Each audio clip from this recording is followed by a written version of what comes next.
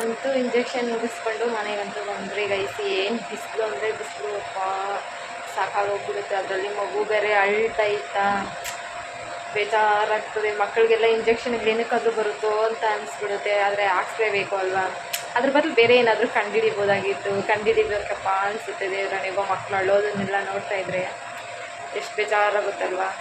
ಒಟ್ಟಿನಲ್ಲಿ ನನ್ನ ಮಗನಿಗೆ 1.5 ವರ್ಷದ್ದು ಇಂಜೆಕ್ಷನ್ ಮುಗೀತು. ಲಾಸ್ಟಿಗೆ ಫೈನಲ್ಗೆ ನಾನು ಈ ಲಾಗನ್ನು ಇಲ್ಲಿಗೆ ಎಂಡ್ ಮಾಡ್ತಾಯಿದ್ದೀನಿ. ಬಾಯ್.